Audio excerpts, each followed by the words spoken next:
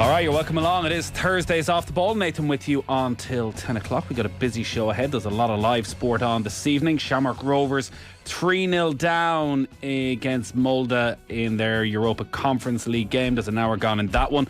And Manchester United 1-1 in their Europa League game away at Nicosia. We'll keep an eye on them throughout the evening. And we'll keep an eye on Scotland against Austria in the World Cup playoff. The Republic of Ireland will find out their playoff opponents tonight. And Sue Ronan's going to join us on the football show to chat about that. John Giles coming away at 7:30. He's going to be talking about the Manchester derby, obviously the brilliance of Manchester City, but also what he feels were some bizarre comments from Eric Ten Hag post-match. So that coming away at 7:30. Formula 1 at 8 o'clock. And we'll also check in with Rafa Honigstein on the football show. Jude Bellingham, a wonder goal last night. He's going to be a big part of England's bid to win the World Cup. So we'll talk about the rise of Bellingham and where he may end up next. So all that on the way. 53106 is the text number. At Off the Ball if you want to get in touch with us on Twitter or on social media. Richie McCormack's with us. Good evening, Richie. Nathan, how are you? I'm all right. Joe Molloy, good evening. Evening, gents. I say it's a good evening. I gotta be honest. I don't know if I'm in the mood for this tonight, lads. I'm just a little bit broken today. A little bit broken by sport. Has there been a worse week for sport? You think of the controversies. You think of it. Who can we trust anymore? So it started with the chess. Like, if we can't trust the chess, what can we trust? Widespread cheating, it turns out, in the chess. Can it get any lower than that? Turned out, yes, it can get lower than that. Fishing. Cheating in the fishing. Do you know this, Joe? Lead balls found inside the walleye fish at the Lake Erie Walleye Trail Tournament in Cleveland, Ohio. Lead balls. Lead balls. Footage from the weigh-in shows tournament director Jason Fisher open up a cache before shouting, "We got weights in the fish!" He then took them out, tossed them in disgust. People are heard randomly shouting. One clearly upset man repeatedly shouts, "You mother..." You know the rest of it. Yeah. So people were very upset about this. They were putting lead balls in and they were taking the fish. So the two guilty parties refused to comment. So that has me broken for starters. All the joy of watching the Manchester derby is long gone at this stage. And then I wake up this morning and I open up the Irish Independent. You seen this? No. How cheating claims are rocking the world of Irish dancing. Sorry. I have seen God. this, yeah. Irish dancing judges accused of fixing competitions have been allowed to continue overseeing major competitions, the Irish Independent reveals. On Comisiún Larinci Gaelcha, apologies to the Gaelgores listening in, CLRG as we'll call them from now on, they are the prestigious global body that governs Irish dancing, has been rocked by what is believed to be its largest ever alleged cheating scandal. It has seen some of the most successful and well-regarded Irish dance teachers and schools accused of fixing competitions for their own students. The CLRG so far declined to clarify if judges accused of cheating will oversee upcoming competitions. Is Irish dancing a sport? Oh, yeah. I think so. It's athletic for sure anyway, yeah. Will O'Callaghan claims that it's part of the GAA and that his local club are county champions or Leinster champions. Is it part of the GAA? Like, do we need to get Larry McCarthy involved in this? That rings a bell. Yeah, you can ask Larry about it, yeah. Wow. This is pretty serious. The money people spend on Irish dancing is insane. One woman is talking here about going to England and that there was a social night the night before and they were a bit surprised because they're one of the smaller Irish dancing clubs. Is that the word? And that the judges and a lot of the head teachers, a lot of other clubs were socialising together and they're a bit surprised by this, and then their small little club didn't win any of the prizes. So they spent 15 grand this year on Irish dancing between the lessons and the travelling. This is serious business. Presumably these are children being cheated. I assume by so. the judges. What age do you... Well, no, sure, Riverdance, they're all adults, aren't they? So I presume you keep competing to a reasonable age? Or then do you just turn professional? No, looking at the the allegations involved. Yeah, looking at the allegations involved, I think there's adults there too. Okay. I might be wrong because some of them are a bit 18s, let's just say. Well, look, this is what sport does, fellas. But this has been covered throughout the day, Joe, and all I'm hearing is omerta, that nobody is talking. I saw clips from Liveline, so people have been talking. Wow. What is sport, Nathan, if not just the full spectrum of human behaviour? So cheating. Is there a sport where cheating doesn't happen? Could you care to name a sport where there's not cheating? But at least in golf, Joe, cheat. Oh, no. We call them out straight away. Golf. Your reputation is everything. Well, we spent a good 15 minutes today on the podcast talking about bandits, even just at grassroots level. See, it's banditry. It's not cheating. Nurse their handicap. That is cheating. If you're nursing your handicap so you can therefore play off a false handicap in a big tournament, that is absolutely cheating. That's lead balls in the fish, which by the way is ingenious. But that's exactly cheating. And then all the other kind of cheating we don't see because it's so easy to cheat in golf. It's the easiest sport, probably the easiest sport in the world to cheat in. Well, especially because the rules are so strict. So even putting your club down behind a ball and improving your lie is cheating. Yeah. And people do that all the time. And look, I'd say occasionally we've played with that person who, it does tend to find their ball in the trees, amazingly. More often than not, There's all sorts of nefarious business going on. So, look, am I surprised it's in fishing, chess, Irish dancing? None considered. No, I'm not, Nathan. Sounds like the lesser covered sports have got together at the lesser covered sports convention in Carrick-on-Shore and decided to make a splash. That if they all went down the cheating route, we'd finally start talking about fishing and chess and Irish dancing on these sort of shows. Richie, were you an Irish dancer? I wasn't. There was briefly shandos dancing amongst the lads as part of their kind of school activities when they started off in the first couple of years. So it's ingrained, I think, in some of the schools that they'll do it, but not to a competitive level, it has to be said now. Although I'm fairly sure if I tried it, I'd be great. I've no doubt about it. Joe, I could see it, Joe. Bit of Irish dancing. No. I used to go to the feshes for speech and drama. Yeah, speech and drama was in my... I'm wondering now, was this sort of thing going on there? Because I could speak good back then. I could speak real good. Did I win? A couple of silver medals here and there. What's the incentive for the judges? So with the Irish dancing, we're hearing friendships. We're done brown envelopes here. I don't want to make allegations here on the airways. We obviously need to be careful. Yeah. There's obviously, a benefit for the judges. It does seem that because maybe it's I don't want to say it's smallish community, that people are leaning on their friends who have progressed to be judges, who they may have grown up with. A lot of the texts they've uncovered are, I need this, any chance to do me a favour, because the more successful you are, the more your school can charge to get students in. Okay. Yeah, well, I only saw the headlines on the Irish dancing, to be fair, so I don't actually... I just thought we better cover it because, if this is part of the GEA, we're going to have to take this seriously. Well, indeed. So back in the day when you were doing your poetry recital, see, it's a very subjective thing. Even though you mightn't have delivered it all that well, you just had a certain charisma as a young lad, a certain vulnerability. He's trying his best. It is a strange thing, the old speech and drama. Learn off a poem, stand up in a podium, just try and not forget any words and maybe get a medal for it at the end.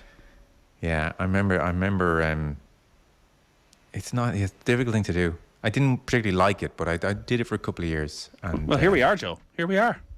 Well, indeed. Yeah. And my big thing was like, it's really good. You're just not breathing. So I just keep talking until at the end. Minus 5 points. I used to watch the fishing on Sky Sports. Those poor lads would be capsizing in their boats if they could see what was happening today. That's true. Jimmy Bullard, a very talented fisher, has quite a good show where you go and fish with Jimmy Bullard and he teaches you how to fish and interviews you at the same time. I think you strike me as someone who'd enjoy fishing, Joe. Yeah, I can definitely see the appeal. Yeah, no, I can't at all. But I can imagine you just taking a bit of time out, nobody else around, on the Molloy, down in Ballina, down the homeland.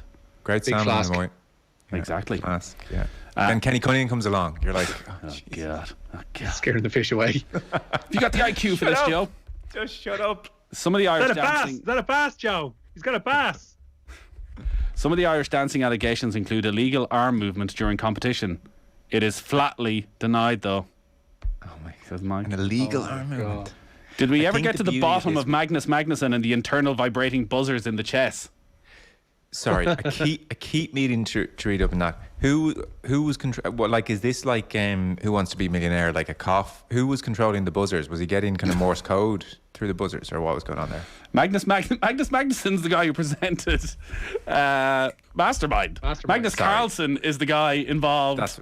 That's what I'm talking about. Give us the chess thing. Did we ever figure out the methodology there besides the... Well, there seems to be a few different cheating allegations because the guy at the centre of it at the moment, he says it was when he was before he turned professional and he was a kid and he was just trying things out, and ever since he turned pro, none of this sort of stuff is happening. So I think we keep threatening to do an in-depth piece on this, so... No, I know. But we just all hoped it would move on and we wouldn't have to actually do it. But maybe the time is coming that we might have to do this at some stage.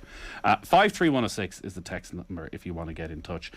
There's a lot going on at the moment. So Shamrock Rovers 3-0 down against Molloy. I saw the Rovers team and not surprised to see the scoreline, Richie. Rested an awful lot of their first choice players.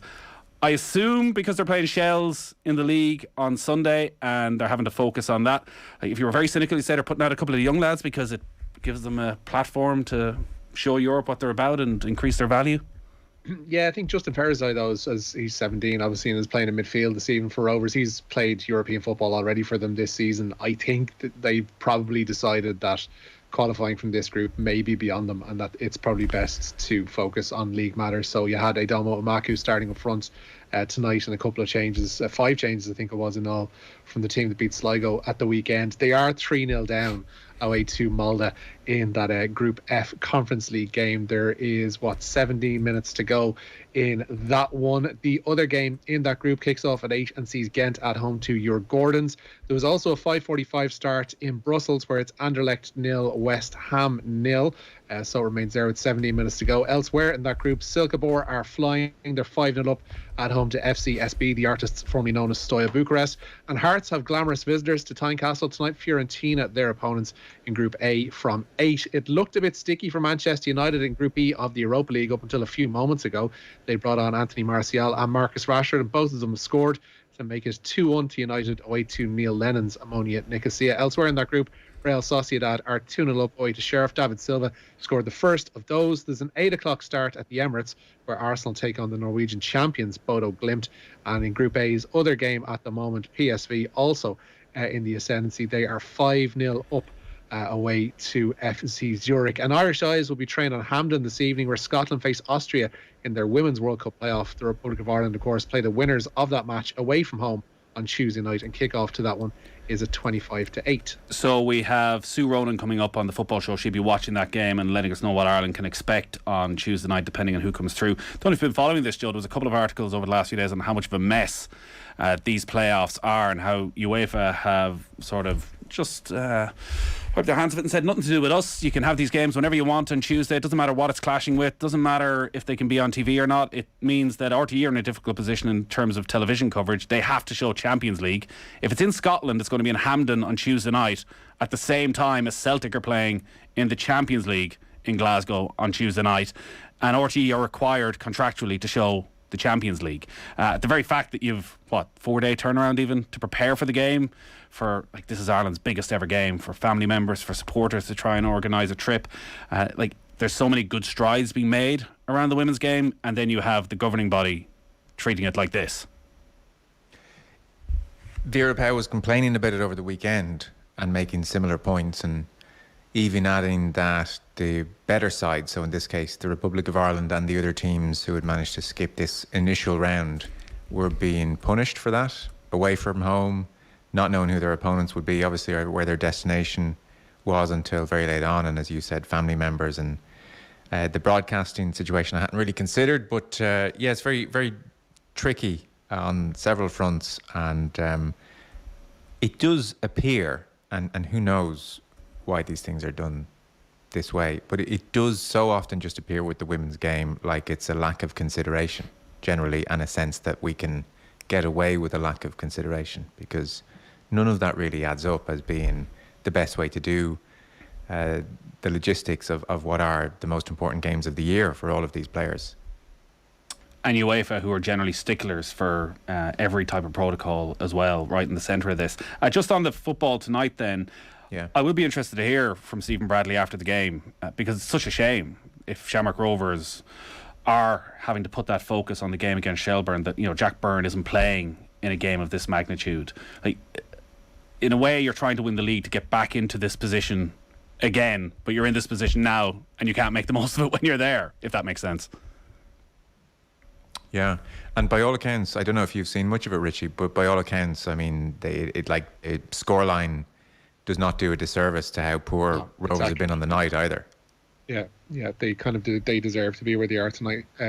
Molde have just been the better side pretty much from the first minute. I think they scored after 10 and have been in control more or less since then. So Rovers are where they are really tonight. I'd love to know what players honestly think in a situation like this. Like Rory Gaffney, I'd be very surprised if he's not in the mix to be Footballer of the Year in Ireland and hasn't started any of the 3 European games, not starting tonight. Like Jack Byrne, what an opportunity to go and show what you're about.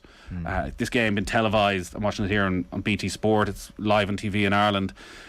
And yes, it's for the greater good of the club, potentially, of you have to go and make sure you win that league title again. But like, this is what you spent 12 months working for, and then you got to sit on the bench and watch it. Yeah. When is the next game, Nathan?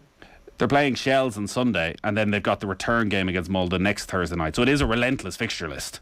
Yeah, it's difficult. I mean, I dare say, though, the players might fancy giving it a go. You know, like sometimes we do see players get into a rhythm of playing 2 games a week like this, and like a month and a half ago, this was being celebrated right across Irish sport as, you know, the start of Irish teams routinely being in Europe, and this is the pinnacle for the players. And I would tend to agree with you. What's the point in not having a bit more of a go? You know, why are we in such? Why are we breaking our backs to qualify for these tournaments? If it's purely financial, then it's purely financial. But I don't know. I'd be surprised if it's beyond a lot of these players to play on Sunday and play to a very good level as well.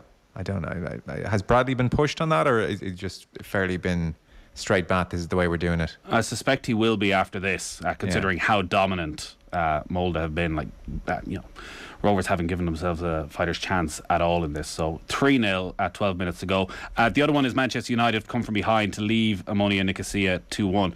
This, by the way, isn't the Thursday night Manchester United team. They made 3 changes from the derby, and the players they brought in were Cristiano Ronaldo, Casemiro, and Victor Lindelof for the injured Rafa Varane.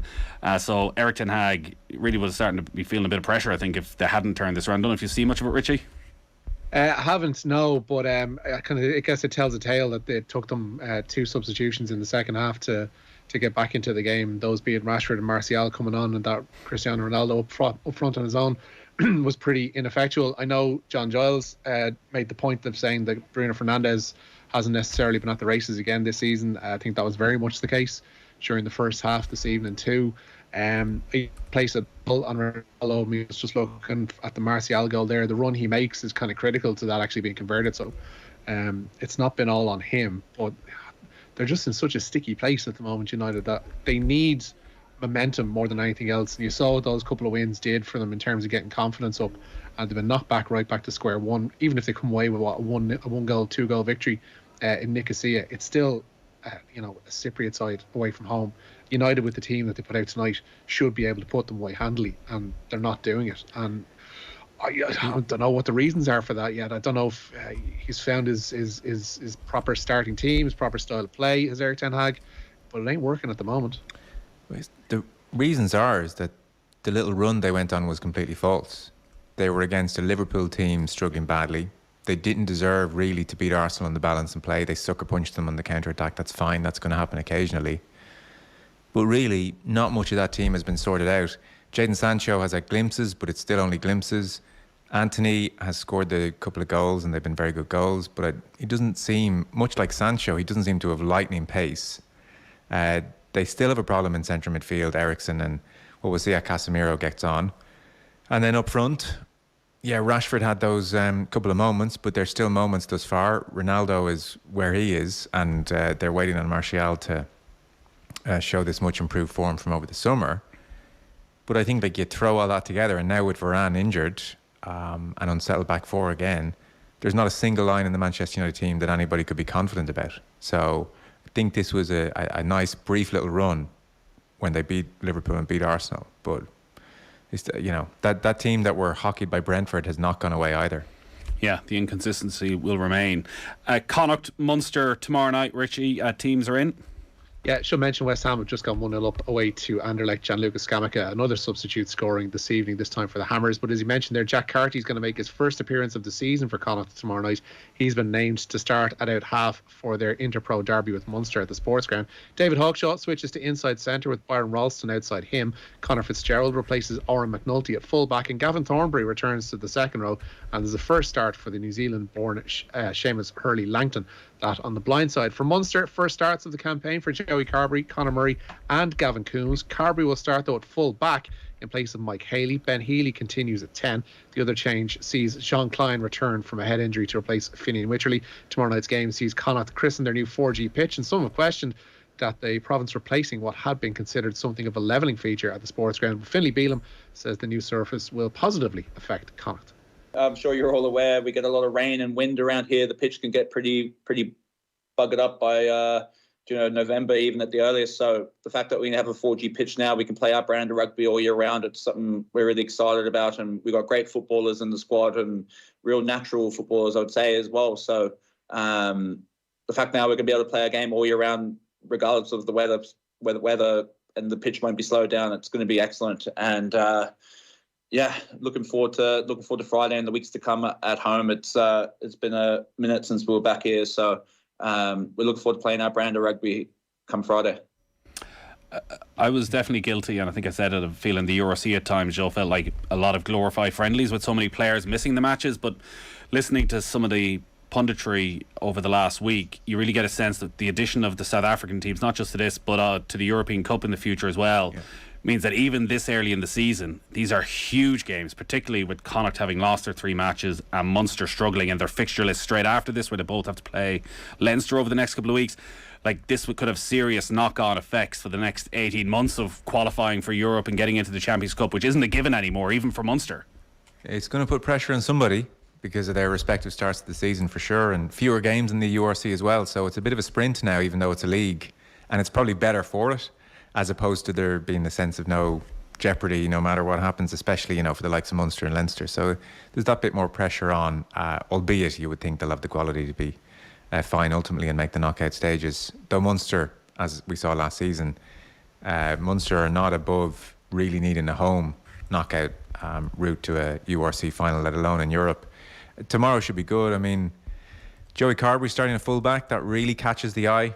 I don't think that's insignificant. And several have said, well, that's his best position, even though obviously from an Irish point of view, he's been really, they've certainly hoped he's the number 10 to take over from Sexton, and there's been varying degrees of success there. But at 15, he's had some very good performances from Leinster, and then it was, no, he's going to Munster and he's going as a number 10 and he's going to get minutes at number 10 and, of course, best laid plans and all that. So it's really catches the eye that they're going with Healy, and like if Carbery plays great at 15, who knows what that means a year out for a World Cup. And then Connacht, it's kind of what Finlay Beelum there says there is very true. I mean, it's amazing in the post Pat Lam era. Connacht now very genuinely have gone from being a club who wanted all the wind and all the rain and the heaviest pitch that we could throw at the opposition, to being a ball playing, or certainly aspiring to be a ball playing team who really want a 4G pitch and don't want any kind of leveler. So it's amazing how that club has almost transformed its identity in 6 years. I know things aren't going great now, but like a totally different philosophy. Usual issue in football that drives me absolutely mad. The whole achievement to qualify is undermined by not trying once you get there. Yeah. It's worse when it's teams like Leicester or Wolves throwing games in Europe to focus on finishing 11th in the Premier League. Maybe Stephen Bradley will say, I've got to be realistic, I've got to look at my squad, I've got to look at my squad compared to other squads around Europe, and we just can't afford to take the risk of dropping points. And it's only 5 games left. What are they, 5 points ahead of Derry, but they still have to play Derry. And the achievement was getting there, but it did feel, because it was the Conference League, that actually, maybe qualifying was stretching it, but that they should certainly have been able to pick up some points.